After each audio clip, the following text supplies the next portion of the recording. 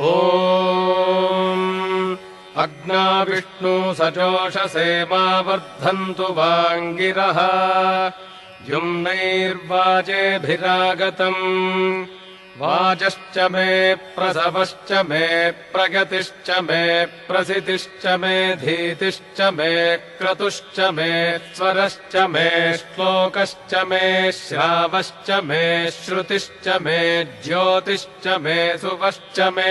प्राणश्च मे पानश्च मे व्यानश्च मे सुश्च मे चित्तम् च आधीतम् च मे वाक् च मे मनश्च मे चक्षुश्च मे श्रोत्रम् च मे दक्षश्च मे बलम् च ओजश्च मे सहश्च आयुश्च मे जरा च आत्मा च मे तनूश्च मे शर्म च मे वर्म च मेऽङ्गानि च मे स्थानि च मे परोगुंषि च मे शरीराणि च मे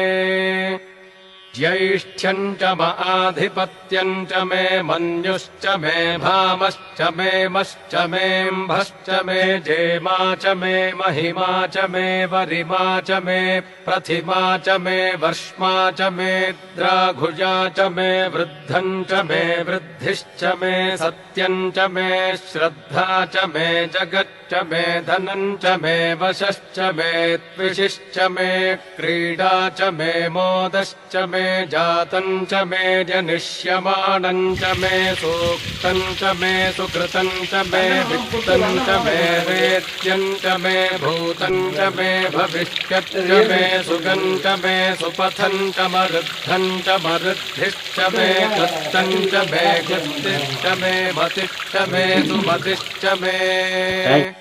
क्षम् च मे मजश्च मे प्रियम् च मे नुकामश्च मे कामश्च मे सौमनसश्च मे भद्रम् च मे श्रेयश्च मे वस्यश्च मे यशश्च मे भगश्च मे द्रविणम् च मे यन्ता च मे धर्ता च मे क्षेमश्च मे धृतिश्च मे विश्वम् च मे महश्च मे संविच्च मे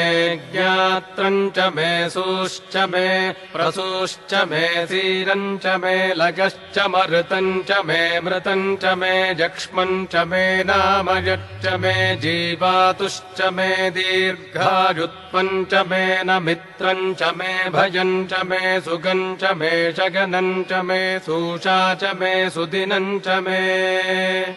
ऊर्च मे सूनृता च मे पयश्च मे रसश्च मे घृतम् च मे मधु च मे सग्धिश्च मे सपीतिश्च मे कृषिश्च मे वृष्टिश्च मे जैत्रम् च औद्भिद्यम् च मे रगिश्च मे राजश्च मे पुष्टम् च मे पुष्टिश्च मे विभु च मे प्रभु च मे बहु च मे भूजश्च मे पूर्णम् च मे पूर्णतरम् च मे क्षितिश्च मे कूजवाश्च मे नम् च मे क्षुच्च मे व्रीहत्